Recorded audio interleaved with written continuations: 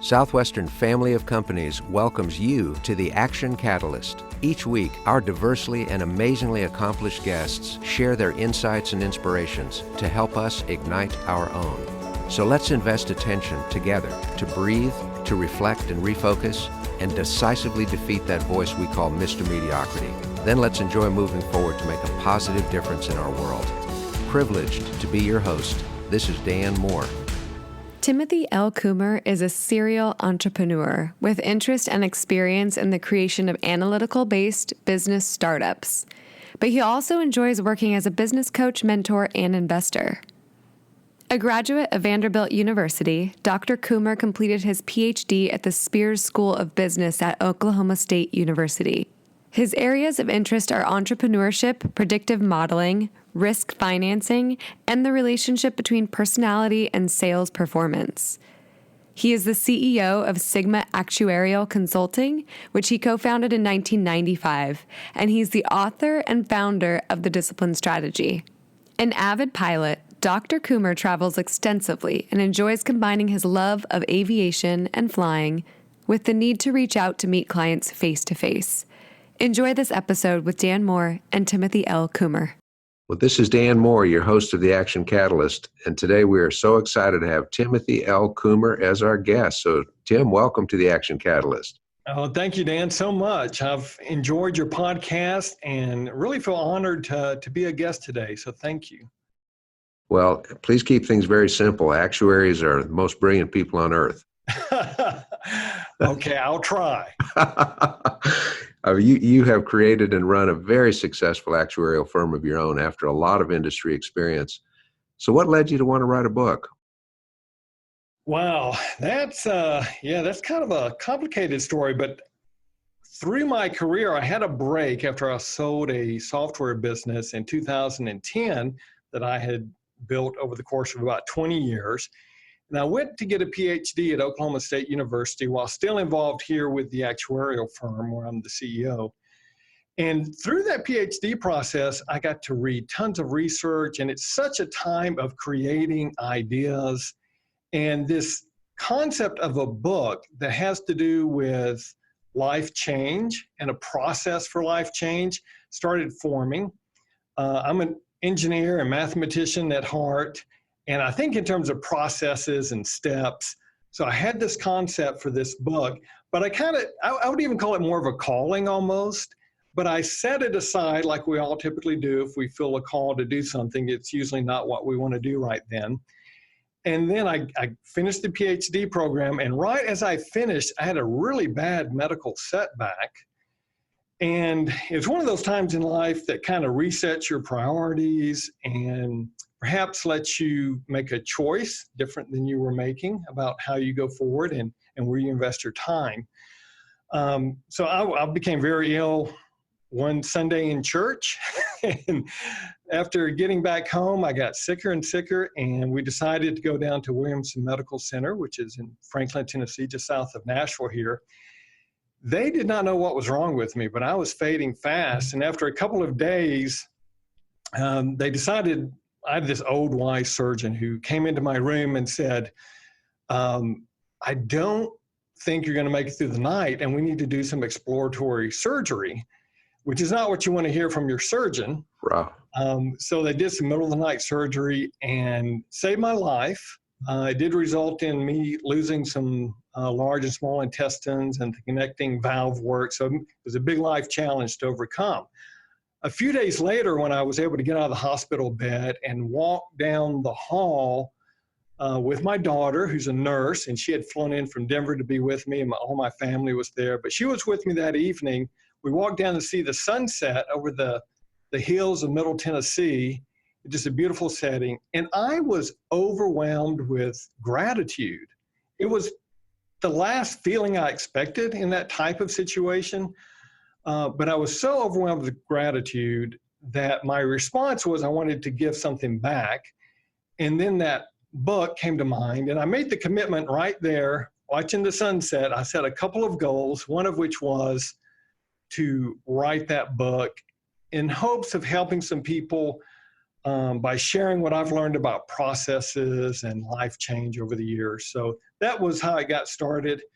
And when I got back to work about a month later, it took me about a month to get back to work, I bought a 2-hour time clock, which is actually sitting on my desk behind me right here. Oh, And I would come in every morning and flip that, and for 2 hours, I was to write. And that's how I got through the book. It took quite a lot of effort. I did a lot of research. It's a research-based book. So, but that was the catalyst for that happening right there. Wow. And how many years ago was that? This was 2016. May 2016 is when the medical mishap occurred, as I like to call it. Well, we are more than happy to see you, Tim. This is incredible story. Wow. And so the book is about sharing some of the things that you've learned and researched in hopes that it can help other people do better. Can you explain a bit about the discipline strategy, which is what your book is? Sure.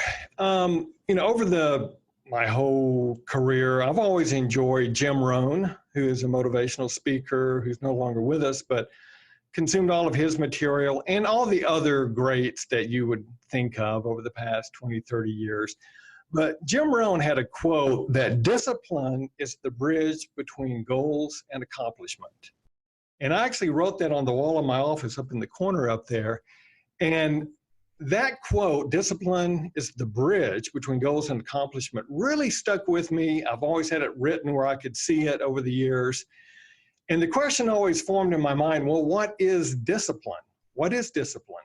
And it was through the PhD process where I'm reading and doing research that I formed a concept for me where discipline is used as an acronym. So in the book, I use it as a 10-step process using the letters in the word discipline for each step. And I'll just give you a brief summary of what that is. It's decide. So you got to make a good decision. And I talk about decision making, some of the roadblocks and challenges. Investigate. One thing I really stress is you have to become your own guru. You've got to gather the information, do your homework, do the research. That's investigate. Then sort. You want to sort through that information and form your own personal knowledge base. Okay, you want to decide what's right for you, what's true for you, and then you want to conceive a plan. So C is conceive, and there's a lot of ways that you can anticipate challenges with your plan, and you can plan to have strategies for how to overcome those challenges. So conceiving a good plan that has the best chance of success. So in those first 4 steps, we're really thinking. We're deciding, investigating, sorting, and conceiving a plan. Then we have to transition to implementation. So that's the first I you get there. So we're going to implement the plan. And that's a tricky transition because you are going from thinking to doing, and you hit that status quo bias. You get all that resistance. Your mind starts telling you, the way we were doing things was great. What's all this stuff we're doing now? What's this change effort? It sounds good in theory, but people struggle sometimes with that transition to implementation and to doing. Well, we want homeostasis. We want to know where we are and just be secure there. Yes, we do. And, there's a lot within us biologically and mentally that will fight that change. And so part of the plan conception process is understanding that when you do begin to implement, you're going to hit all that. You're going to feel that. And you need to anticipate how are you going to deal with those challenges. And after you implement successfully and you're kind of going in this new routine that's helping you reach your goal, you're then going to hit some challenges. You overcome the initial resistance, but then you hit challenges, and we have to persevere. So the P there in discipline is persevere. There, I want people to anticipate that they're going to hit challenges and that they need to build their capacity for perseverance. It's inevitable you're going to hit the challenges. So why not prepare for that by being as fit as possible, by having your life as organized as possible, having good mental clarity about what you're doing, understanding the reasons why you're doing it. There's also a term we use in the research world called psychological capital. Psychological capital is kind of like a mental resource. It has to do with your hope, efficacy, resiliency, and optimism. And that just happens to spell hero. The hero within is your psychological capital. You can nurture that. So if you nurture that over time, you're building this capacity. You have this psychological capital. You have this capacity for perseverance. And then when you hit the obstacle, you're much better prepared to deal with it. So that's what perseverance is about. And then you're making progress. I want people to loop back, get feedback. A feedback loop needs to go back into the way you're doing things. So I teach people how to self-assess using kind of a personal SWOT analysis, looking at strengths, weaknesses, opportunities, and threats. Do a good, thorough self-assessment, but also I talk about how to reach out to mentors to get feedback, get that individual who knows what you're doing, knows something about you, and is involved with you enough to be able to assess, hey, Tim, I think, this is something I've seen you do lately, and I don't know that that's serving your goals. I think you should change and do this, whatever the feedback might be. And then that feedback should help you really tweak up the processes and the system. So you are just really humming along, and it's time for some intensity. So then we discuss how you can intensify your efforts, perhaps temporarily putting a lot of other things in your life to the side, really flooring it down the straightaway. Now, I find that this upsets a lot of people, not you, but the people around you who are saying, what is going on? With Tim, he's working so hard on this. He's not coming to the Friday night poker game, which I don't go to anyways, but whatever it might be, he's not showing up for anymore. And I talk about your need to communicate to others. I've got this important goal, and I'm choosing right now to intensify my efforts on this goal. And I may not be around. I may not be able to go, to the football game on the weekend or something, because this is really important to me. It's not going to last forever, but I talk about how you can really ratchet up the focus and the effort for a period of time. And then I even talk about how to come out of warp speed, as I call it, because once you get in that intense state, that drive, sometimes it can be hard to come out of that. And so I talk about how to transition back to a little bit normal lifestyle. You don't want to stay on some type of adrenaline high with this intensity going after your goal all the time. That's not a healthy way to live, but it is a useful way to do things for a period of time. Mm-hmm. And then notice, that's the N there in discipline. Notice is about noticing the person you're becoming because of this accomplishment, kind of redefining your self-identity, recognizing the skills and traits, the growth that you've achieved, celebrating. One thing I think people do not do enough of is celebrate not only the daily successes, but the successes that come with reaching your goal. When I graduated from my PhD program, I thought about not going to the hooding ceremony, and then I listened to my own thoughts, which is celebrate. So I went to that ceremony, and it was just a wonderful experience. So people don't need to blow off celebration, and they need to even facilitate celebration to lock in the emotion that goes with that achievement, because it encourages your brain to want to start again, to start another goal. And I want people to notice how closely that last achievement was aligned with their core person, so that they can make an adjustment with the next goal and be closer to the target of where they really want to be, where they need to be, and who they are. And then I finish with enjoy. I love positive psychology. If I could do anything in life right now, I'd probably go back and get a PhD in positive psychology. I got some other things to do, so I'm not going to do that, but it's such a fascinating topic. So that last chapter is about how to enjoy your life. It's not a particular spiritual chapter, but it certainly fits within a context of any spirituality, any religion somebody might practice. But it's about nurturing according to the principles that Dr. Martin Seligman from the University of Pennsylvania, who's the father of positive psychology, just a great, great man, fantastic research. Brilliant. He put together this PERMA acronym, which stands for positive emotion, engagement, relationships, meaning, and accomplishment. So in that last chapter, I give strategies and worksheets on how do you nurture positive emotions with things like a gratitude journal, with having this time of forecasting your best self into the future, recalling positive past memories, engagement, which is being in the flow. People need to set aside time to be in the flow, to have these experiences that kind of take them away from the rest of the world's worries that are challenging. For me, it's flying my airplane. I don't know anything else that's going on in the world when I'm flying my airplane, and that is being in the flow. But it can be painting, it can be gardening, it can be sports. You just have to find for yourself, what is that engagement? What is that flow experience? And I walk through kind of how to discover that for yourself. Relationships. I love Dr. Gottman's book on the 7 principles of making marriage work.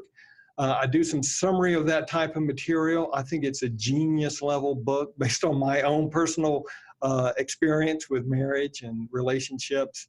And also, I think friendships are important. I think there's some strategies people can apply to their friendships to nurture those. The social media world is destroying a lot of friendships, in my opinion. I think we need to more have a personal connection with our friends, and that's an intentional effort that you have to make. And then there's meaning, which is finding where you want to contribute and carving out the time for that contribution and knowing that you do have something to contribute. So you take inventory of all the resources, whether it's time, money, equipment, ability to cook, or to care, and you find a place to deliver that and to have meaning in your life. And then the A is accomplishment, which is really what the whole book is about. It's about intentionally setting a goal, pursuing it, and feeling that satisfaction that comes with accomplishing your goal. So, yeah, it was a really fun process just to put all that together, and a lot of research involved. But Well, it's a brilliant synthesis of the things that actually lead to not amusement, but joy, which is so yes, much deeper than just amusement. exactly, 100%. Yeah. And it's complex though. I think people can sometimes tend to trivialize well-being. You really need to step back and look at all these moving pieces in life, and you need to be intentional about how you balance it, about what you're choosing to do, where you're choosing to spend your time. But there are strategies and there's good research that can back up a plan that's going to work for people. Mm-hmm. The first book I read by Dr. Seligman is the one called Learned Optimism. Oh, yes. Fabulous, fabulous. And it's such an important discussion so that we don't take our mistakes and our foibles and our mess ups and make them permanent, pervasive, and personal. Yeah, I know. He talks about controlling your worldview, the way that you see the world. And when something happens, is it because everything bad happens to you, or is it because something happened and now we're going to have to deal with it? And it's not about you, and it's not the future. This isn't the way things always are going to be. So controlling that worldview is one thing. I think he did a great job of kind of pulling out and magnifying for people. Oh, absolutely. And it certainly sounds like you've done the same thing, Tim, with your research. Now, when I think about the acronym, the discipline method, the discipline system, what are the stages that you, in your research and in your own personal experience, think are the more difficult ones that people have to really put more focus on? Because there's so many important stages there. Oh, yeah, definitely. Couple of things. One is, I'm going to just pull out 2 things out of that discipline process. One is not being afraid to become your own guru. And the word guru has really no great meaning here except being an expert on the subject matter that you have to deal with. People will make a decision and jump right into doing. And there's some people who even argue that's the way to do things, decide and start doing things. I really believe people need to better educate themselves, do research, think through what the different options are before they start their pursuit of their goals. So taking time to learn and self-develop, get the skills and the knowledge that you need in order to have the best chance of success. And then the other one would be perseverance. I believe nothing perhaps matters except perseverance. The challenges are big and they're inevitable. whether it's you try to die like I did in May of 2016, or you have a huge business setback or a relationship challenge. The challenges are going to be there, and the challenges are huge. You have to prepare yourself to have the capacity for perseverance. And that's a choice you make before the challenge shows up, so that when it shows up, you're prepared. You know, you've got a rock solid life, physically, mentally, you're healthy, you've got extra resources, and you're ready to face that challenge. So become your own guru and prepare yourself for battle. Sometimes it's a word I use because it's coming, and you need to be prepared for it. So it's really just the conscious acknowledgement that the difficulties are going to come. It's just not a question of if. It's not at all. knowing they're going to happen. And so can we be prepared? Do we have a store of energy? Do we have a store of resilience? Do we have a store of conviction to get through the difficult times? Definitely. It's critical. Yeah, absolutely. Well, I know you also have a sort of a personality profiling tool that's included in your book. Tell us about these different personalities and maybe how they interact with the discipline model and make that challenging for some. Yeah. When I was younger, I had a period of time I worked at a Ford Motor Company subsidiary, and they put us through some personality training on how to understand our personality and those we worked with and how we might interact. That planted a seed for me a long time ago. And so I've always been reading and researching personality. When I got into the PhD program, my mentor, who was head of my dissertation head of my dissertation committee, was a Dr. Craig Wallace, who's now head of the management department at Clemson. He was at Oklahoma State at the time. He is a personality researcher and one of the top organizational behavior researchers in the world, really. So great mentor for me. He turned me on to personality modeling as my dissertation focus. So I studied personality, various models, and in the context of how to predict performance in a sales role. I've expanded beyond that since then. But in my personality model that it's free to the world out there, I assess using Hexaco. Hexaco is a 6-trait model that we use in the research world that stands for honesty, humility, emotionality, extroversion, agreeableness, conscientiousness, and openness. So I measure those 6 traits and the 24 sub-traits that go with those 6 major traits. And then here's the beauty to me is then I get to use my mathematician personality. So I'm really a mathematician at heart. And what I've done is instead of kind of putting people in these little pigeonholes, and, you know, when I was younger, I loved the Myers-Briggs Test, and there's a lot of value to that test, but it's not a research tool, and it kind of puts people in one of 16 categories.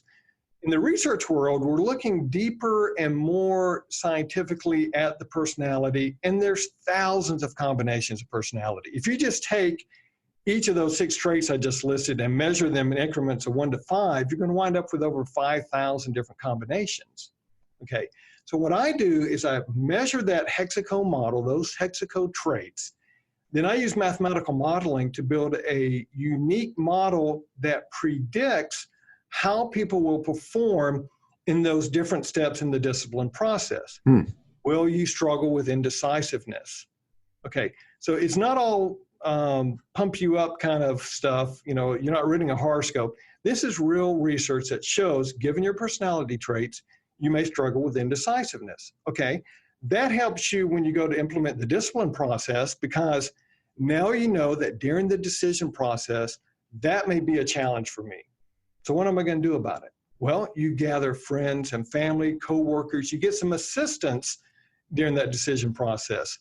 So I have about 20 metrics I go through that have to deal with, can you gather and organize information effectively? Are you open to new ideas, which will definitely affect your ability to conceive a plan? Do you have the capacity to persevere? Are you vulnerable to burnout? And on and on and on. So these models are complex predictive analytical tools based on the personality measurements that predict how you're going to perform in these different situations. It's not to tell you that you're good or bad, not at all. It's to tell you that you may have strengths and you may have weaknesses. So what we do is we leverage the strengths and we try to overcome the weaknesses with some intentionality and a plan.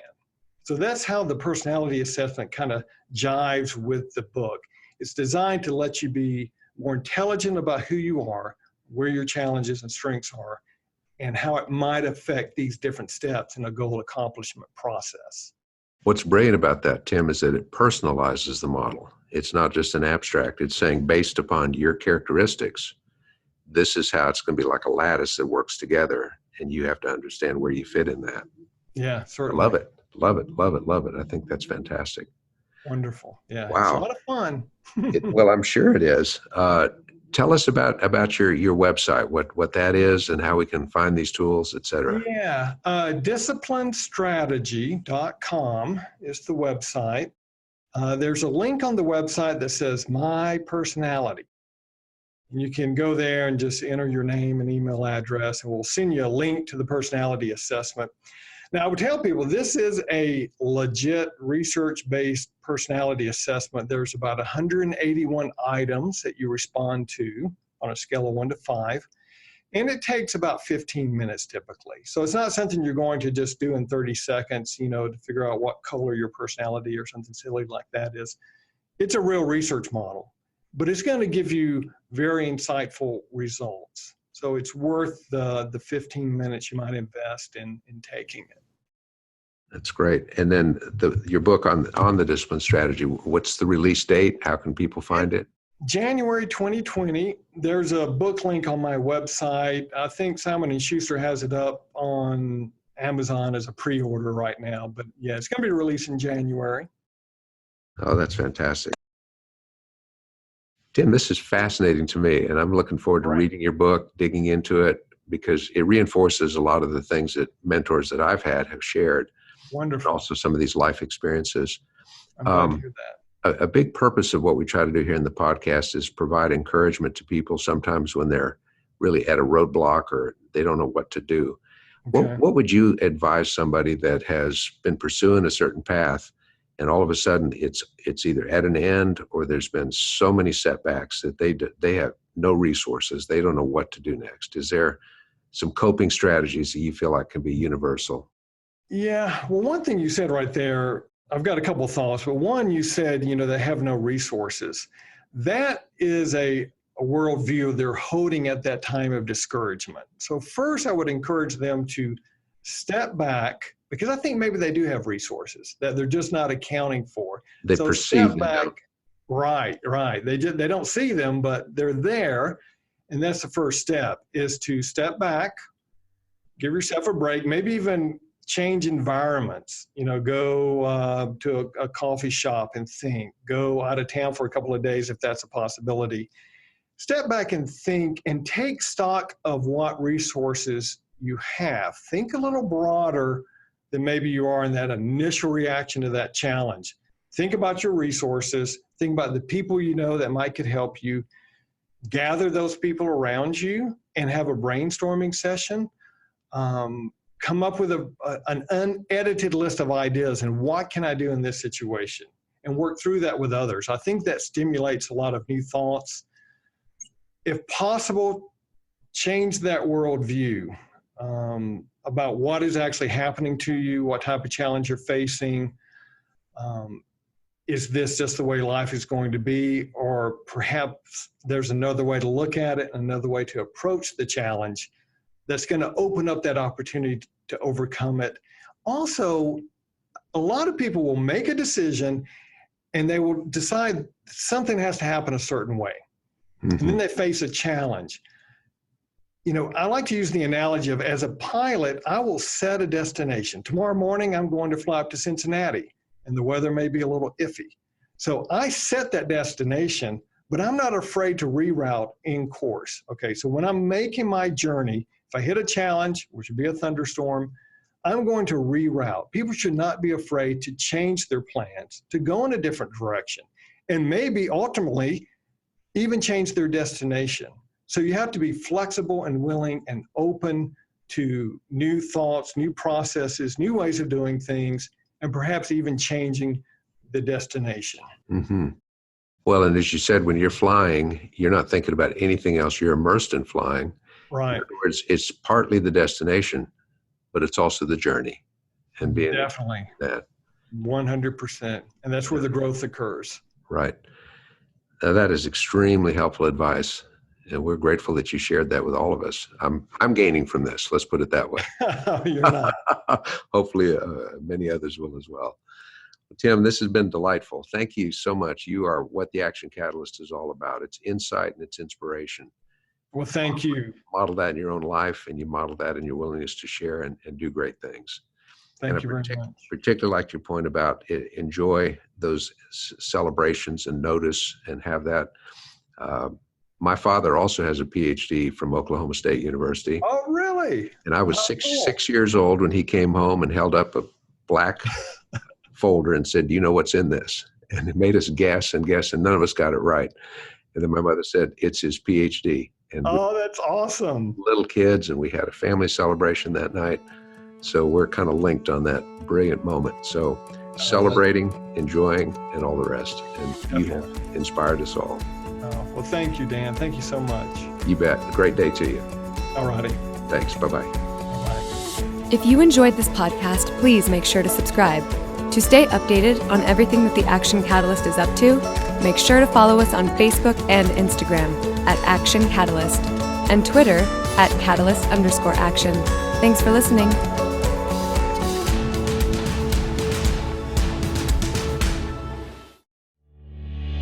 This episode is sponsored by Southwestern Coaching. Southwestern Coaching has helped over 12,000 people increase their incomes by over 25% on average. As a successful salesperson, you know the importance of increasing your sales, but sometimes you might just need a little extra push and accountability to meet your goals and grow your business. Southwestern Coaching will help you increase your income through one-on-one sales and leadership coaching tailored specifically to your needs. Together, we will elevate sales. To schedule your free one-on-one business action planning session with a Southwestern coach, go to www.southwesternconsulting.com/action catalyst.